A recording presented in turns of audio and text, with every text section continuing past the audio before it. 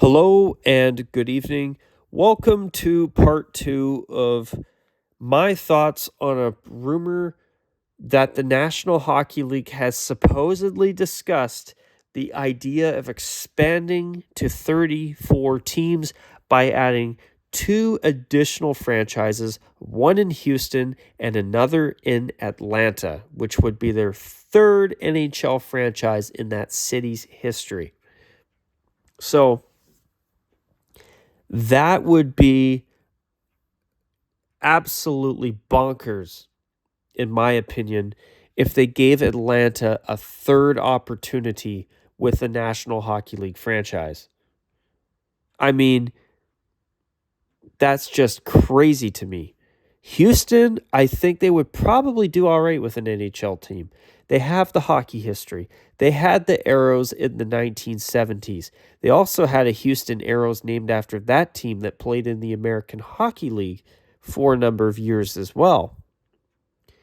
And as long as the Toyota Center, where the Houston Rockets in the NBA play in, is able to be converted into an NHL arena for hockey games, at least in the short term, I think it could work, especially if they have a new NHL specific arena being built while that team temporarily plays in the Toyota Center.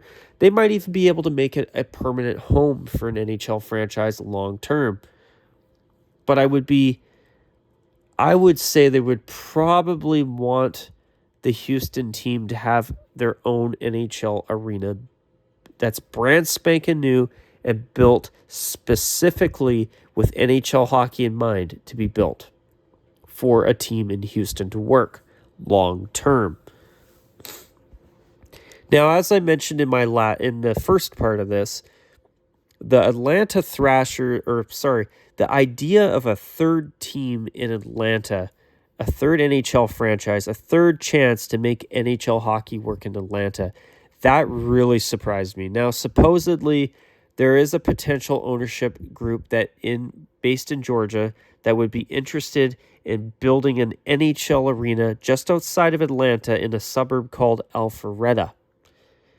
And if they could get that suburb and have an NHL arena, a brand new one built there, then they'd like to try and bring a team to Atlanta yet again.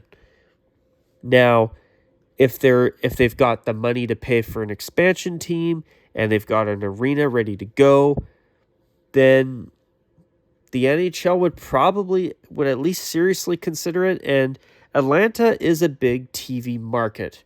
And if the NHL could get another opportunity to not only put a team in that TV market, but to maybe actually make that TV market finally work out for the NHL, then okay.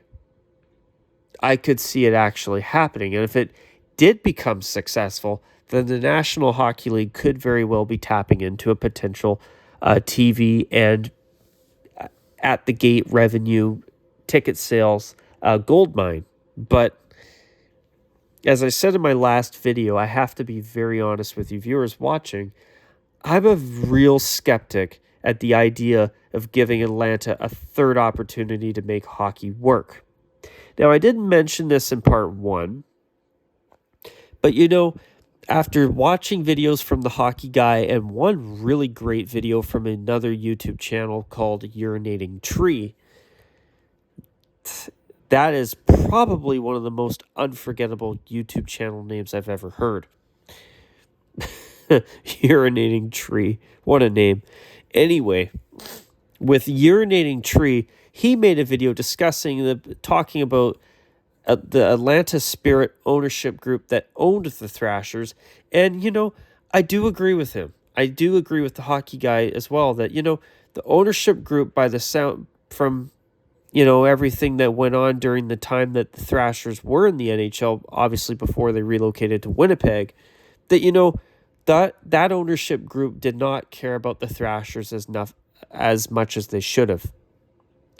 And when you've got an ownership group that is not putting everything into making that team as good as possible, not putting as much care into it, that can definitely hurt the team.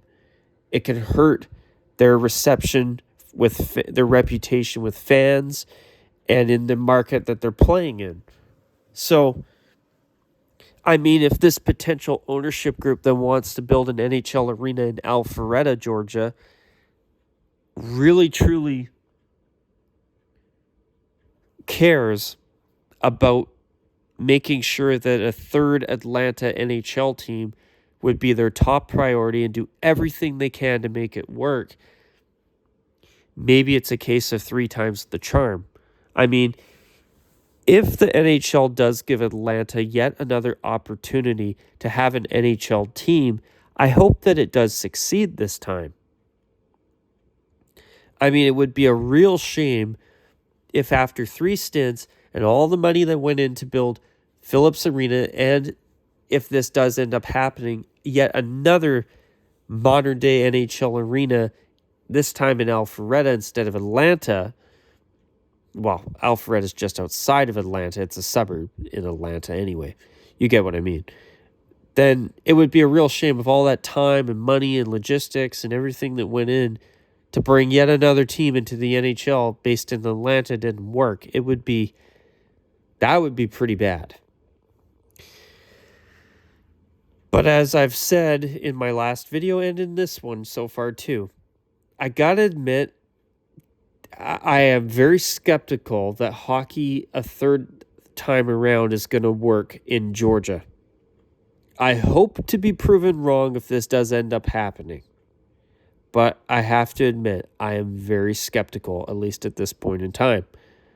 I'm also skeptical that even if a new arena is built in Tempe, Arizona, that all of a sudden Arizona is going to become some great attendance TV rating boon for the NHL.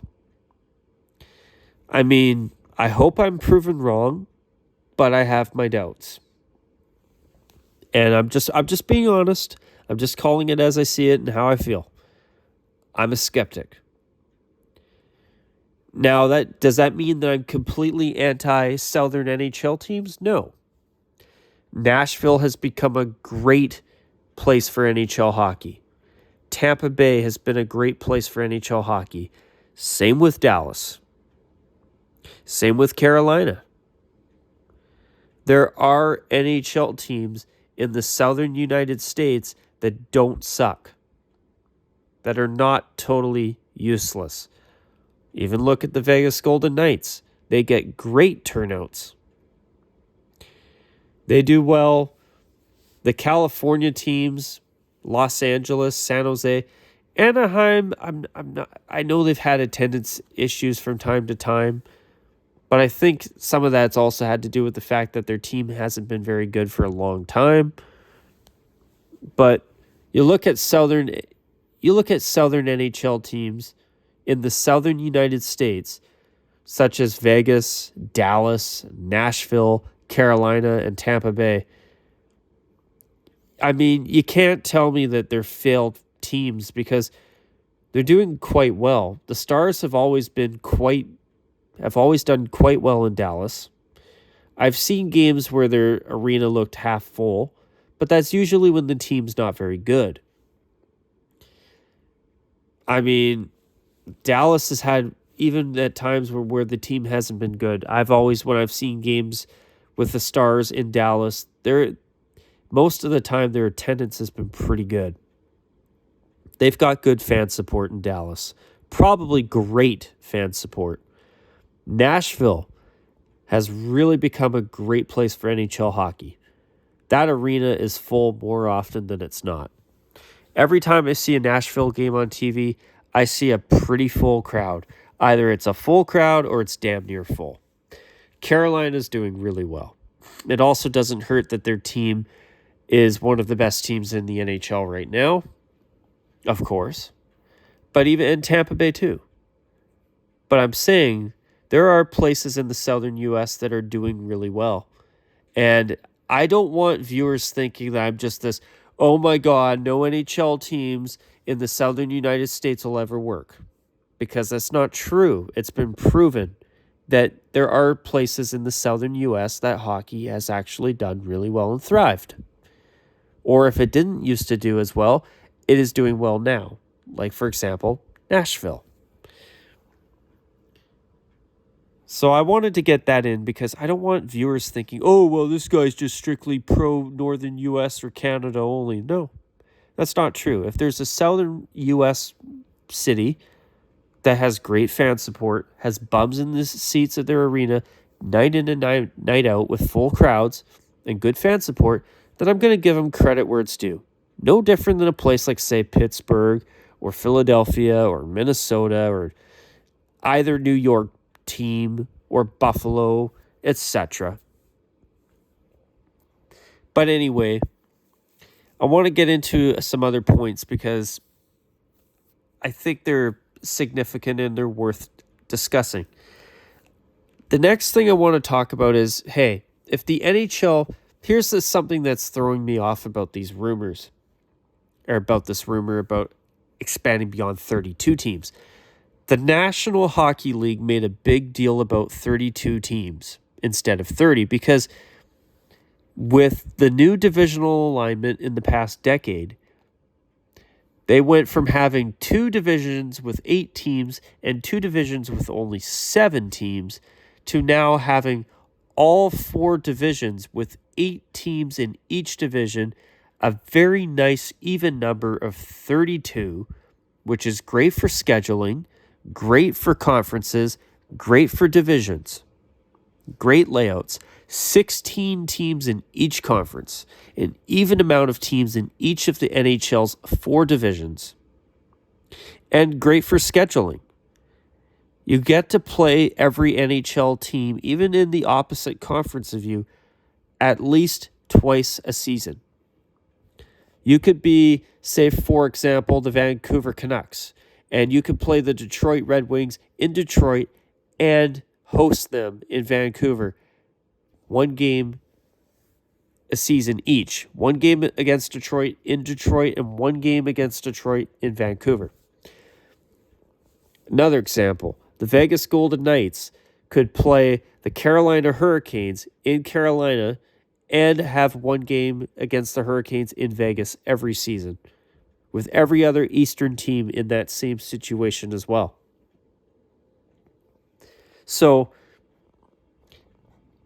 if you have 34 teams, the thing is, that would throw off the very divisional balance that the NHL was so excited about when they added Seattle to the NHL in the 2 years ago for the 21-22 season. So, that's something that I find interesting too. So what? We'd have 2 divisions with 9 teams. We'd have the other 2 divisions maintaining 8 teams as they are now. So what then? See, the way I look at this is they're not going to expand to 34 unless they have a long-term goal of eventually going to 36 teams. Because it makes a whole lot more sense to have 9 teams in every division instead of 9 teams in 2 divisions and only 8 in the other 2. So I think that if the NHL does expand again, it won't be to 34 teams. It'll be to 34 teams, then to 36. With an end game of 36 teams, I mean. So that's what I think will probably happen if they do expand again. So this is why I wanted to split this into 2 parts to make sure I cover everything that I want to cover.